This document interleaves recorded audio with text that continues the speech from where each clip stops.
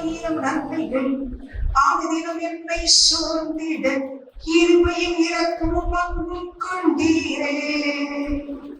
நல்ல எபினேசரா என்னை நடத்தி வந்தீரே, நன்றி சொல்ல வார்த்தை இல்லையே. நல்ல எபினேசரா என்னை நடத்தி வந்தீரே, நன்றி சொல்ல வார்த்தை இல்லையே. இந்த நாளில எல்லாருக்குமே தேவை ஆசீர்வாதம், எல்லாருக்குமே தேவை ஆசீர்வாதம். ஆண்டவர் ஆசீர்வதிக்க மாட்டாரா? என் ஆசீர்வதிக்க மாட்டாரா? என் பிள்ளைகளை ஆசீர்வதிக்க மாட்டாரா? என் தொழிலை ஆசீர்வதிக்க மாட்டாரா? ஆசீர்வதிப்பார், நிச்சயமாய் ஆசீர்வதிப்பார் சொல்லியிருக்கிறார். நிச்சயமாக நான் உன்னை ஆசீர்வதிக்கவே ஆசீர்வதித்து உன்னை பெருகவே பெருக பண்ணுவேன் என்று சொல்லி ஆண்டவர் சொல்லியிருக்கிறார் இல்லையா? அந்த வேலைகளை எப்படி அந்த ஆசீர்வாதம் நமக்கு நன்மையை தரும், எப்படி அந்த ஆசீர்வாதம் மேன்மையை தரும், எப்படி அந்த ஆசீர்வாதம் உயர்வு தரும்? வேதத்தில் பார்க்கப்படும்போது நீதிபதிகள் 10ஆம் அதிகாரம் 22வது வசனத்தை வாசிக்கிறேன். கர்த்தரின் ஆசீர்வாதமே ஐஸ்வர்யத்தை தரும், அதனோடு வேதனையை நீட்டார். ஆண்டவருடைய ஆசீர்வாதம், ஆண்டவர் தருகிற ஆசீர்வாதம், ஆண்டவர் தருகிற ஆசீர்வாதம் என்ன செய்யணும்னா நாளுக்கு நாள் நாளுக்கு நாள் நாளுக்கு தான் அழகை தரும். பாருங்க, அழகை தரும், ஐஸ்வர்யத்தை தரும், மேன்மையை தரும், அது நல்ல மகிமையை தரும். ஆண்டவர் தருகிற ஆசீர்வாதத்துல வேதனையே இருக்காது. ஆண்டவர் தருகிற ஆசீர்வாதத்துல வருகிற வேதனைகளை ஆண்டவர் மாற்றி போட வேதனையே இல்லை. பாருங்க, ஆண்டவர் எப்படிப்பட்ட ஆசீர்வாதங்களே தருகிறார். உபாகமம் 28ஆம் அதிகாரம் 1 முதல் அதனுடைய வேத பகுதியை பார்க்கப்படும்போது உபாகமம் 28ஆம் அதிகாரம் 1 முதல் ஆண்டவர் சொல்றாரு என்னன்னா, இன்றே நான் உனக்கு விதிக்கிற என்னுடைய கட்டளைகளையும் கற்பனைகளையும் என்னுடைய கட்டளைகளையும் கர்த்தருடைய கட்டளைகளியெல்லாம் செய்ய நீ கவனமா இருக்கும்படிக்கு அவர் சத்தத்துக்கு உண்மையாக செவி கொடுப்பாயானால் உன் தேவனாகிய கர்த்தர் பூமியில் உள்ள சகல ஜாதிகளில் உன்னை ஆசீர்வாதமாய் வைப்பார். ஆண்டவருடைய வார்த்தைக்கு கீழ்ப்படியும் போது அந்த ஆசீர்வாதம் என்ன செய்கிறது? பெருகிறது. அந்த ஆசீர்வாதம் அல்லேலூயா மிகவும் அல்லேலூயா பெருகுகிறது. எப்படி பெருகிறது சொன்னா அவர் சொல்றாரு, நீ சத்தத்துக்கு செவி கொடுக்கும் போது ஆண்டவர் சொல்லக்கூடிய ஆசீர்வாதங்கள் எல்லாம் வலிக்கும். வாழ்க்கையில வலிக்கும், சரீரத்துல வலிக்கும், குடும்பத்துல வலிக்கும். ஆண்டவர் சொல்ற ஆசீர்வாதம் வலிக்கும் போது நாம் என்ன செய்வோம்னா பட்டணத்தில் ஆசீர்வதிக்கப்பட்டிருப்போம், வெளியில் ஆசீர்வதிக்கப்பட்டிருப்போம், கர்ப்பத்தின் கனியில் ஆசீர்வதிக்கப்பட்டிருப்போம், நிலத்தின் கனியில் ஆசீர்வதிக்கப்பட்டிருப்போம், மாடுகளின் பெரிய ஜீவன்களின் பலன்களில் ஆசீர்வதிக்கப்பட்டிருப்போம், கூடை ஆசீர்வதிக்கப்பட்டிருப்போம், செய்கிற தொட்டி ஆசீர்வதிக்கப்பட்டிருக்கும், நீ வருகையிலும் ஆசீர்வதிக்கப்பட்டிருப்பாய், போகையிலும் ஆசீர்வதிக்கப்பட்டிருப்பாய். உனக்கு விரோதமாய் எழுப்பும் சத்துருவை கர்த்தர் உனக்கு முன்பதாய் முறியடிக்கும்படி ஒப்புக் கொடுப்பா. உனக்கு விரோதமாய் ஒரு வழியாய் வருவார்கள், 7 வழியாய் உனக்கு முன்பதாய் ஓடி போவார்கள். கர்த்தர் உன் களஞ்சியங்களிலும் நீ கையிடும் எல்லா வேலைகளிலும் உனக்கு ஆசீர்வாதம் கட்டளையிடுவான். உன் தேவனாகிய கர்த்தர் உனக்கு கொடுக்கும் தேசத்தில் உன்னை ஆசீர்வதிப்பான். உன் தேவனாகிய கர்த்தரின் கட்டளைகளை கைக்கொண்டு அவர்கள் நடக்கும் போது கர்த்தர் உன்னை தனது பரிசுத்த ஜனமாய் நிலைப்படுத்துவார். அது அநேக ஆசீர்வாதங்கள் கட்டளையை கீழ்ப்படியும் போது அநேக ஆசீர்வாதங்களை தருகிறார். அதுக்கு பின்பதாய் ஆண்டவர் சொல்றாரு, நீ என்ன செய்ய மாட்டே, கடல் வாங்க காலத்திலே தேசத்திலே மழை பெய்யவும் நீ கையிட்டு செல்லுங்களாம் வேலைகள் ஆசீர்வதிக்கவும் தான் கர்த்தர் தம்முடைய பொக்கிஷ சாலையாகிய நல்ல வானத்தை திறப்பா. நீயோ அநேக ஜாதிகளுக்கு கடன் கொடுப்பாய், கடன் வாங்காம இருப்பாய் என்று சொல்லி ஆண்டவர் ஆசீர்வாதத்தை கர்த்தரின் ஆசீர்வாதம். ஆண்டவரை நம்பி வரும்போது நம்ம நன்மைக்காக ஆண்டவரை தேடும் பொழுது, ஆசீர்வாதத்துக்காய் ஆண்டவரை தேடும் பொழுது ஆண்டவர் நம்மை பருக செய்கிற தேவன், பெருக செய்கிற தேவன், அவர் நிறைவை கொடுக்கிற தேவன். ஒன்றில் அல்ல, நாம் எதிர்பார்க்கிற எல்லாவற்றிலும் ஆண்டவர் ஆசீர்வாதத்தை கட்டளையிடுகிறார். ஒரு காரியத்தில் மாத்திரமல்ல, நாம் என்னென்ன விரும்புகிறோமோ விரும்புகிற எல்லாவற்றிலும் ஆசீர்வாதம் உண்டாகிறது. அடுத்தபடியாக ஆண்டவர் சொல்றாரு, அல்லேலூயா, நமக்கு கர்த்தருடைய ஆசீர்வாதம் ஐஸ்வர்யத்தை தரும். அவரை நம்பி இருக்கிறபடினாலே நமக்கு அவர் பதில் தருகிற தேவன். நம்மை அதிகம் என்பதால் அழ வைக்கிற தேவன் அல்ல, கண்ணீர் வடிக்க வைக்கிற தேவன் அல்ல. நாம அழுகிற விஷயங்களிலே, கதறுகிற விஷயங்களிலே, கண்ணீர் வடிக்கிற காரியங்களிலே கர்த்தர் நமக்கு மறு உத்தரவை தருவார். வாசிக்கும் போது ஏசாயா தீர்க்கதரிசன புஸ்தகம் 30ஆம் அதிகாரம் 19வது வசனம், சீயோனை சேர்ந்த ஜனங்கள் எருசலேமில் வாசமா இருப்பார்கள். இனி நீ அழுது கொண்டிருந்தால் உன் கூப்பிடுதலின் சத்தத்திற்கு அவர் முழுக்கமாய் இறங்கி அதை கேட்டவுடனே உனக்கு ஒரு உத்தரவை தருவார்.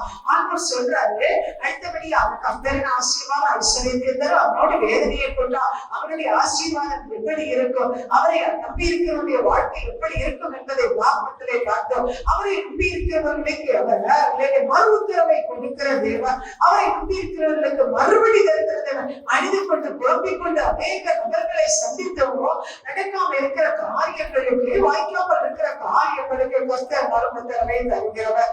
ஆண்டவர் மறுபடியை தருகிறவர், ஆண்டவர் மறு பதிலை தருகிறவர். ஆண்டவர் கூப்பிடுகிற குரலுக்கு கேட்டு கேட்காதவர் போல இருக்கிற தெய்வம் அல்ல.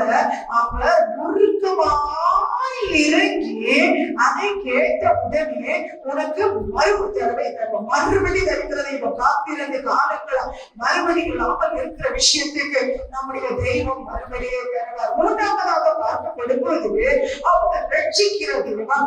எப்படி ரட்சிக்கிற தெய்வம், எப்படி ரட்சிப்பார்? அவரை நம்பி இருக்கிற பிள்ளைகளை அவர் ரட்சிக்கிற தெய்வம். அப்போஸ்தலர் 4ஆம் அதிகாரம் 12வது வசனத்திலே பார்க்கப்படும்போது அவரை நம்பி இருக்கிற மக்களை அவர் ரட்சிக்கிற தெய்வம். அவரை அல்லாமல் இயேசுவை அல்லாமல் வாசிக்கிறேன் 4:12, அவராலே அன்றி வேறொருவரால் ரட்சிப்பில்லை, நாம் ரட்சிக்கப்படும்படிக்கு வானத்தின் கீழே போகும் மனுஷனுக்குள்ளே அவருடைய நாமமே அல்லாமல் வேறொரு நாமம் கட்டளையிடப்படவில்லை என்று பார்க்கிறோம். அப்படின்னா இயேசு என்கிற நாமத்தை நம்பி வருகிற நமக்கு அவர் ஆசீர்வாதத்தை தருகிறவர் மாத்திரமல்ல, அவர் மறுபடி தருகிற தெய்வம், ரட்சிப்பை தருகிற தெய்வம். அவர் ரட்சிக்கிறதை அவரால் இல்லாமல் வேற எந்த ஒரு தெய்வத்தால் ரட்சிப்பு இல்லை என்பதை உறுதிப்படுத்துகிறவர் இல்லையா? அவருடைய நாமமே இல்லாமல் வேறே வானத்திலோ கீழே பூமியிலோ யாந்த விக்கிரகத்தையோ சொர்க்கத்தையோ உண்டாக்கவோ நமஸ்கரிக்கவோ வேண்டாம் என்று சொன்ன தெய்வம் அவருடைய நாமத்தை தொழுது வருகிறவர்களுக்கு ரட்சிப்பை கட்டளையிடுகிறவர். அவரை நோக்கி ரட்சிக்க கூடாதபடி என்னுடைய கரம் குறுகி போகவில்லை, கேட்க கூடாதபடி என்னுடைய செவி மந்தமாகவில்லை என்று சொல்லி ஆண்டவர் சொல்லி இருக்கிறார். அப்படின்னா நாம ஜெபிக்கிற ஜெபத்தையும் கேட்கிறவர் காண்கிறவர் நம்முடைய தெய்வம். அல்லேலூயா. அவைகளுக்கு அவர் சொல்றாரு, கேட்ட உடனே மறுபடி கிடைக்கலையா, நீ சோர்ந்து போய்விடாதே. அவர் சொல்றாரு, உன்னை ஏற்றபடி என்னுடைய பலமுள்ள கரங்களுக்குள் நீ அடங்கி ஏற்ற காலத்துல நானே ஏற்ற காலத்துல தேசத்தை மழை புரிய பண்ணுவேன். நல்ல பொக்கிஷ சாலையாகி உன் கைகள் செய்ய வேலைகளையெல்லாம் ஆசீர்வதிக்கும்படி நல்ல பொக்கிஷ சாலையாகி வானத்தை திறக்கிறது. ஏற்ற காலத்திலே நம்மை உயர்த்துவோம், ஏற்ற காலத்திலே ரட்சிப்பை கட்டளையிடுவோம், ஏற்ற காலத்திலே விடுதலையை கட்டளையிடுவோம். அவரை நம்பி வேற ஒருவராலும் நமக்கு எந்த மனிதர்களை நம்பினாலும் தற்காலிகமாக எந்த காரியம் நடக்கலாம். ஆனா முழுமையான ரட்சிப்பு நம்முடைய தெய்வத்தாலே, முழுமையான ரட்சிப்பு நம்முடைய இயேசுவாலே. அடுத்தபடியாக பார்க்கப்படும்போது அப்போஸ்தலர் 3ஆம் அதிகாரம் 16வது வசனத்தை பார்க்கப்படும்போது அவர் நம்முடைய ஜெபங்களுக்கு மறுபடி கொடுக்கிற தெய்வம். அவர் நாம் அவருடைய சமூகத்திலே ஜெபிக்கும் போது தெய்வீக சுகத்தை தருகிற தெய்வம். அல்லேலூயா. நம்முடைய சரீரங்கள் இருக்கிற வியாதிகள், அல்லேலூயா, மனதில் இருக்கிற குழப்பங்கள், போராட்டங்கள் எல்லாம் மாற்றி அவர் தெய்வீக சுகத்தை தருகிற தேவன். அப்போஸ்தலர் 3ஆம் அதிகாரம் 16வது வசனத்தை வாசிக்கும் போது அவருடைய நாமத்தை பற்றி விசுவாசத்தினாலே அவருடைய நாமமே நீங்கள் பார்த்து அறிந்திருக்கிற இவரை பலப்படுத்துகிறது. அவரால் உண்டாகிய விசுவாசமே உங்கள் எல்லாருக்கும் முன்பாக இவருக்கு இந்த சர்வாங்க சுகத்தை கொடுத்தது என்று சொல்லி அங்கு எழுதப்பட்டு இருக்கிறது.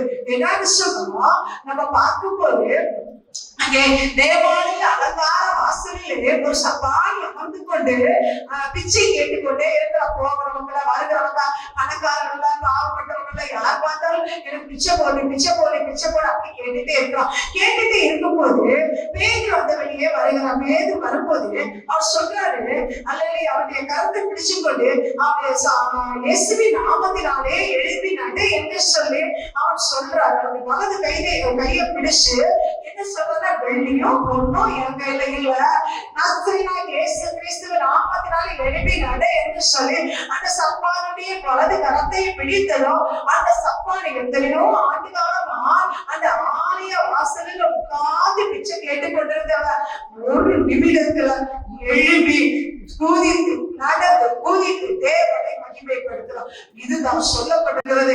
ஆண்டவர் நம்பியிருக்கிறவருடைய வாழ்க்கையில ஆகாதது என்று எதுவும் இல்லை. ஆண்டவர் அவர்களுக்கு சர்வாங்க சுகத்தை கொடுக்கிற தெய்வம், பொண்ணு வெள்ளி கேட்கிற தெய்வம் அல்ல, ஆடு கோழி மாடு என்று சொல்லி கேட்கிற தெய்வம் அல்ல, இலவச விடுதலைகளை கொடுக்கிற தெய்வம். அடுத்தபடியாக பார்க்கப்படும்போது அதில் யோவான் 14 பார்க்கப்படும்போது யோவான் எழுதின சுவிசேஷம் 14ஆம் அதிகாரம் 14ஆவது வசனத்தை வாசிக்கும் போது அங்கே ஆண்டவர் நாம் எதை கேட்டாலும் தருகிற தெய்வம். அல்லேலூயா.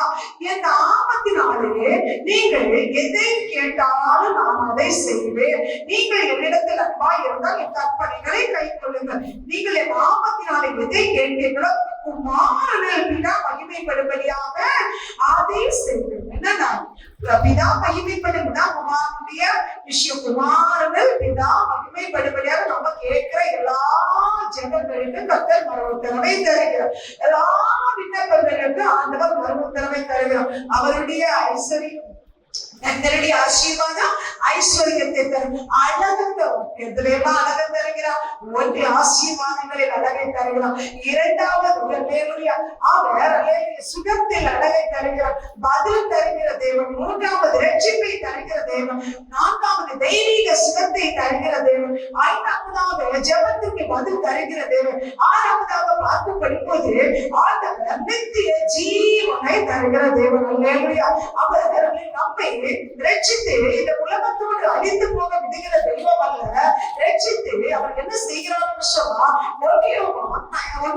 ஒன்றியோவான் 5ஆம் அதிகாரம் 13ஆவது வசனத்தை வாசிக்கும் போது, ஒன்றியோவான் 5ஆம் அதிகாரம், உங்களுக்கு நித்திய ஜீவன் உண்டாகும் என்று நீங்கள் அறியவும் தேவகுமாரனுடைய நாமத்தின் மேல் நீங்கள் விசுவாசமா இருக்கவும் தேவகுமாரனுடைய நாமத்தின் மேல் விசுவாசமா இருக்கிற உங்களுக்கு இவைகளை எழுதுகிறேன் என்று சொல்லி அப்போஸ்தலனாகிய பவுல் எழுதுகிறார். என்று சொன்னா நித்திய ஜீவனை தருகிற தேவன். அவர் நமக்கு வாக்கு கொடுத்திருக்கிறார். நித்திய ஜீவனை அழிப்பேன் என்பதை அவர் நமக்கு கொடுத்திருக்கிற வாக்கு. ஆண்டவர் சொல்றாரு, உனக்கு நித்திய ஜீவனை தருவேன். நித்திய ஜீவனை தருகிற தெய்வம். அவர் சொல்றாரு, அவரை நம்பி இருக்கிறவங்களுக்கு இந்த உலகத்தினுடைய சகல ஆசீர்வாதங்களையும் தந்து சகல உண்மைகளை தந்து அவருடைய கட்டளைகளின்படி அவருடைய கற்பனைகளின்படி நாம் கைக்கொண்டு வாழ்வது நித்திய ஜீவனை தருகிற தேவன். நித்திய ஜீவனை தருகிற தேவன். ஆகையினாலே அல்லேலூயா. கர்த்தர் எனக்கு என்ன செய்வார்? கர்த்தர் எனக்கு செய்த சகல நன்மைகளுக்காகவும் ரட்சிப்பின் பாத்திரத்தை எடுத்துக்கொண்டு கர்த்தரை தொழுது கொள்ளுவேன் என்று சொல்லி சங்கீதக்காரனாகிய தாவீது சொல்கிறான்.